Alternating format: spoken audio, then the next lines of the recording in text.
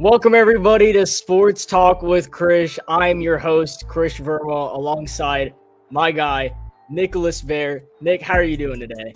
I'm doing well. I cannot believe I'm doing this. But yeah, the Hornets are a decent team, so I figured I'd hop on with you. And I'm excited to watch the first game of the in-season tournament that the Lakers are looking to go back-to-back in, by the way. Yes, somehow the Lakers won the in-season tournament. They defeated the Somehow, Indiana shut up. Pacers. I don't know how they did, but They're elite. LeBron got a championship. As you get snicker, your fandom is already coming alive here. I know. Hornets are looking for banner number 1, probably at least of my life. The Lakers are going for banner number 19. Yes, and if you didn't get the clue so far, it is the in-season tournament. The Charlotte Hornets are on the road. They're taking on the Orlando Magic at the Amway Center. Key updates for the game. There is no Paulo Banchero for the Orlando Magic. He has been out for a couple of games.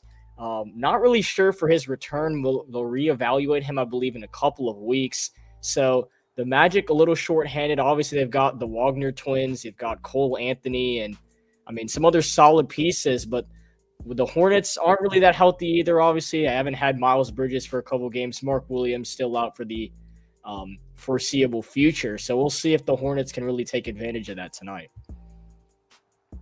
Well, it's unfortunate that Paul Banchero's out because he's one of the best players in the league. And I thought going into the season, the Magic would actually be a top 3 team in the East. They would be if he was healthy because there's only 2 teams in the East over 500. But they're an exciting up-and-coming team, and it is kind of unfortunate that he's out. But still a good matchup. The Hornets are all right, and the Magic should be good when he returns. I feel so bad for a guy that is used to so many winning teams to sit down to watch Hornets Magic. That must be terrible. I feel for you.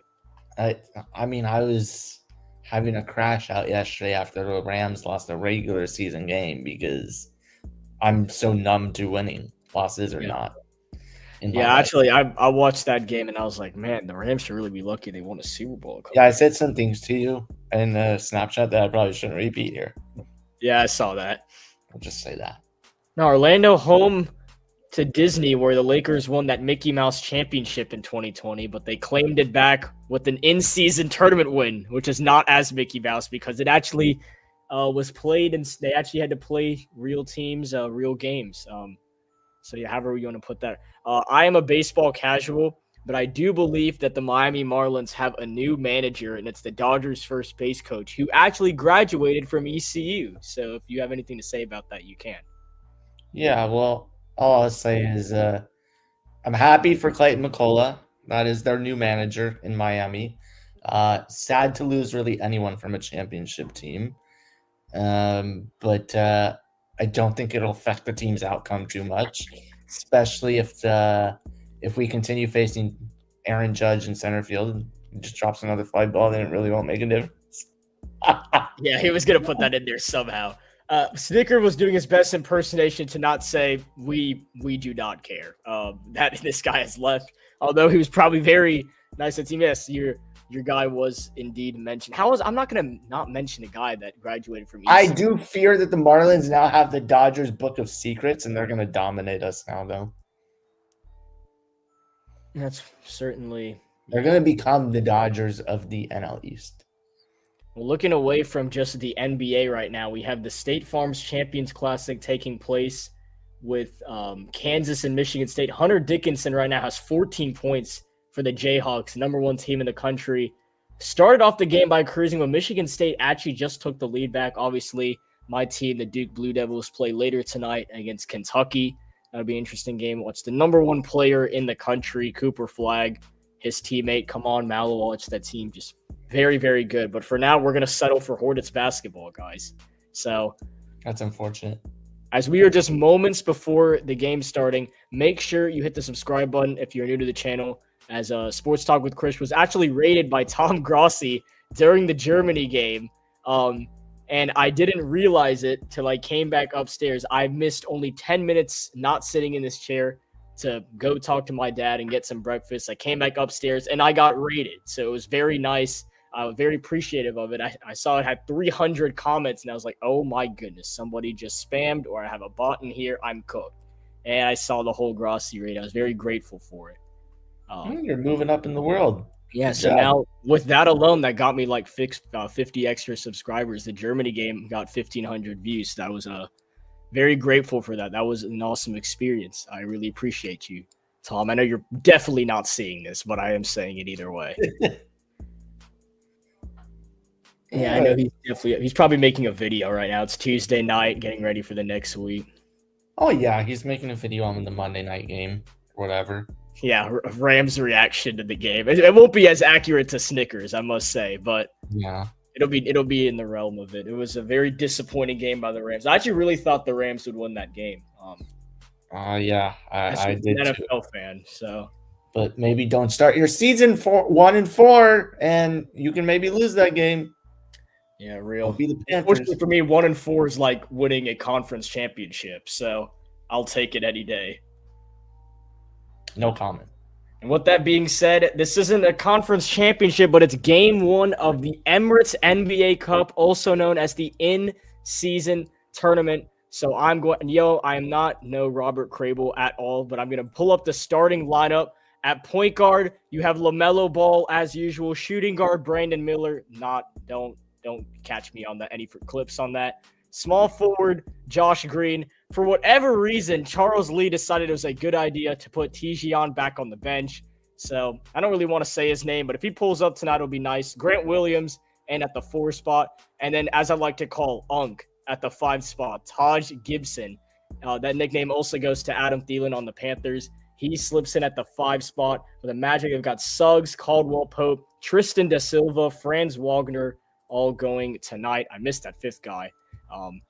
We'll see how this game goes, I guess. I'm as a Hornets fan, I am actually confident for once, which is a little scary. Yeah. We'll see how it turns out. I would not suggest having much confidence, but you never know. But yeah, the Magic are a good team. Like I said, they should be better, but unfortunately, they're missing their best player. Nick Richards been out for a while. Obviously, we talked about Daquan Jeffries, Miles Bridges, and Mark Williams, but Trey Mann is out tonight. That is a key piece coming off the bench. Mann been averaging about 15 points off the bench for the Hornets. So either LaMelo Ball has to score 50 points or the team's got to get it going. I mean, most teams wouldn't be able to survive without Allen Iverson. So, I mean, this is definitely the comment of the day so far. Bro's more washed than Brandon Ezekiel's music career. Yeah, I remember Taj Gibson back in his Knicks days, by the way. That's how old I am. Knicks days. I'm old. Nice. All right, here we go. Gibson goes for it, and wow, just gave the tip to the other team. So the Magic will start with the basketball. We are underway from what is actually known as the Kia Center now in Orlando, Florida, home of the Magic, the first in-season tournament game for Group A, as Franz Wagner opens it up with a fadeaway shot, and it is good. The Orlando Magic are on the board, 2-0. Interesting courts they have. What do you think about them? I kind of like them. I think they're cool. It's just the in-season tournament courts. That's Taj Gibson off the assist from LaMelo Ball, throws it down. And if you remember a couple games ago back in Minnesota, Gibson with the shot clock winding down actually drilled a corner 3. So, I mean, this guy can get points when you need it. And the Hornets tie it up early. As Wagner lobs, they try to get over Gibson inside, and it won't go, but a foul is going to be called on Taj Gibson. It's already a dunk and a foul for him. Wow. He's filling up the stat line early. Renaissance season from Taj Gibson at age 50. Snicker, do you know how to pronounce this guy's name? Which guy? Is it Goga? Oh, Goga Badatse. Goga Badatse. Thank you. All right, I got my dictionary here. Badatse has 2 free throws for Orlando, opens it up, making the first, so the Magic will reclaim. I'm not a foreign descent, but I hear these names often. So, yeah, I'd think so. That was actually the only guy I missed from the starting lineup is Goga Badatse. That's actually a really nice name. All right. A solid free throw form for a big guy. Actually, I got him his head a little bit. He misses the second. So only a 1-point game. You can see Banchero on the bench. He's going to be out for a little bit, so just stay used to looking at those fits, Magic fans. Like As Joel LaMelo Embiid. tumbles and a foul is going to be called on Jalen Suggs away from the play. And for whatever reason, Bally Sports is flirting with Paulo Banchero. Well, he's doing his best Joel Embiid impression right now, and I think he's doing a pretty good job of it. So I didn't realize Ryan Stober was in the chat. Jeez, give me a break, guys. All right, another inbound. Who's in the Hornets group? I'll pull that up in just a second. The Sixers, Knicks, Nets, and obviously the Magic is LaMelo from downtown, 5th in the NBA in points per game going into this one. Drills a 3 for his first basket of the night. This is a nice shot by LaMelo. If he stays healthy, he's gonna figure it out. I mean, I hope he does, because we would like to have it. As this is a miss inside by Wagner. Ball goes out of bounds. It'll be Charlotte basketball. Grant Williams wins it at the rim. Maybe Charles Lee knew what he was doing. This is actually funny. Williams over to LaMelo. Can he go 2 for 2 to open it up? Yes, he can. He's got the hot hand. LaMelo Ball from downtown. 2 3-pointers. For the Chino Hills native. Charlotte leading by 5 now. How about this guy, LaMelo Ball, and the Magic are going to get an answer from Jalen Suggs. He is an electric player. Really is. Better than his brother. I don't have a good experience with the Ball family. LaMelo does attempt a lot of shots. He attempted 18 threes in the loss to the Sixers on Sunday. 18 threes? Yes, indeed. He went 13 for 30 from the field. As Suggs fouled it up. Not the best of passes. The Magic try to work it around. Gibson defending. De Silva in the corner is Suggs, defended by Ball. Gets some space, just going to put up the 3, and it goes! How about that? Jalen Suggs, a little bit of a prayer. He's got the KD hairline, but he knocks down a triple to tie the game. Damn, we got a 3-point shootout early on in Orlando. And a turnover. Wagner, Suggs, De Silva, defended by Josh Green, coming over via trade. Suggs from way downtown. Why not? Jalen Suggs and LaMelo Ball going at it. And now Orlando has the lead. I was unaware that I was here to watch the 3-point contest. And Charles Lee doesn't like what he's seeing from Jalen Suggs. I mean, he looks like Keegan-Michael Key right now. And he's going to call a timeout. The first timeout of the game. Jalen Suggs is shooting all over the place.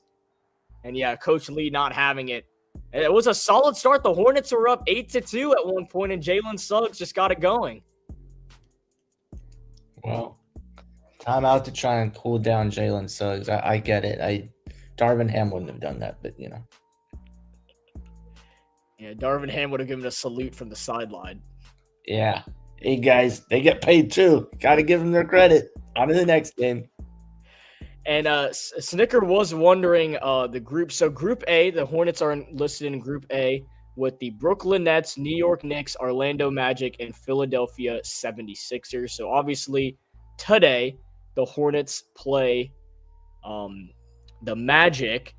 And I'm trying to see, I don't think there is, and no, there is another Group A game going on tonight at 7:30 between the Knicks and the Sixers. Next Tuesday night at 7:30, the Hornets will go on the road to play the Brooklyn Nets. Their 2 home games are actually against who I thought the Sixers would be good. That'd be their toughest game. They will be hosting the Knicks and the Sixers, which I think, in my opinion, I'm actually really grateful for that. We can play the Magic on the road. Play the Nets on the road, and then get to host the Knicks. We don't have to go into the Garden to play them. Oh, that's actually a really good break. Correct me if I'm wrong, but I believe every Tuesday and Friday night of November is when the NBA Cup games are happening. Yeah, so this is the obviously first NBA Cup games going on since it's Tuesday night. The Hornets don't have a Friday night game currently. Well, they do in a couple of weeks, but just right a now, reminder, this also counts towards regular season record. It's really weird, but you know. Yeah, it does. But they have this game. The game against the Nets next Tuesday is an NBA Cup game. Go a little forward. Then you have Black Friday at 12 p.m. from the Spectrum Center. That is a Friday game, obviously being Black Friday, where we will host the Knicks. And then you go to December 3rd, actually, a Tuesday night where they will host the 76ers, their final NBA Cup game. Obviously, if they have a good record, everything's going well, then Charlotte could possibly be in the next round of the NBA Cup. Well, so far there's only ever been one NBA Cup champion in league history, so yeah, it's gonna change. That team doesn't go back to back. That would be funny if the Hornets and Lakers the only ones to win. Oh God. Imagine. All right, well, we have to still get there. This is still game one as the Hornets already find themselves trailing by 3. Got to get some points on the board. LaMelo calls for it. He's got it. Defended by former Los Angeles Laker Kentavious Caldwell-Pope. Swings it over to Miller. Shot clock winding down. The switch. Gibson, catch and shoot, and he's got it. Taj Gibson, very clean jump shot, and it's back to a 1-point game. A beautiful pass from Miller. Attaboy, Unk. Yeah, Taj Gibson off to a good start. Just got to be a lot more clean. You got to be a lot more cleaner on defense. I'd say that to start. But so far on the offensive side of the ball, not looking bad. Suggs, he's been hot and continues it. A mid-range jumper over Josh Green. He is perfect so far. Back to a 3-point ball game. Miller working on Da Silva. Gets out in space. A switch on Wagner. Miller looked like may have been fouled there, but nothing called. Shot clock winding down. LaMelo, when he's in a situation like this, usually takes it for himself. Rocks his way to the crib and lays it in. And LaMelo Ball with yet another basket for Charlotte here in the first quarter. Melo bringing out the full package tonight, showing off in Orlando so far. Wagner thought about a 3. No. Goga trying to get the ball around. He does. It's Caldwell-Pope. Drives inside a mid-range and didn't know if he wanted to lob it to him or not. Either way, it's a miss. Gibson with the rebound. Hornets pushing ahead. Here comes Grant Williams inside the paint. And a foul is called by Suggs. It'll send Williams to the free throw line. At least he didn't turn the ball over.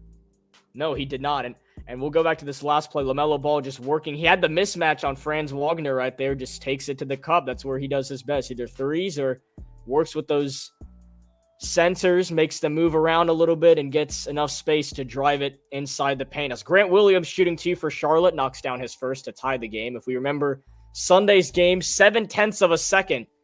Grant Williams at the free throw line, 2-point game as Moussa Diabate checks in. Williams decides it was a good idea to not hit the rim on an intentional miss and jumped over the line before everybody else, which apparently you're not supposed to do either. So two rules broken in one play for Grant Williams. Not really good, but I guess that's why you learn, right? We're only 10 games into the new season. He goes 2 for 2 at the free throw line. Charlotte reclaims the lead. Wagner throw it up, and Goga throws it down. Beautifully executed by the Magic, and the Hornets defense were just there to watch it. Orlando reclaims the lead. Yeah, not much resistance so far by the Hornets defense. This has not been a good start for them, allowing too many good shots at the rim. LaMelo, a deep 3. He got hit. No foul called. Miller tried to get it down, could not. Melo gets it back, fakes the 3, drives inside. And how about that ball placement by LaMelo Ball? Ironically, LaMelo Ball with the basket. And a steal for the Hornets. Melo, Diabate. He makes a move and he scores. Are you kidding me? Moussa Diabate usually gets double-digit rebounds. Just made a double-digit move. And the Hornets are ready for a shot at the rim that time. You don't see Diabate shoot very often. He's getting a lot more comfortable. You can tell us Caldwell-Pope, nice catch and shoot. Orlando with the baskets. And the Magic just staying in this game. This is,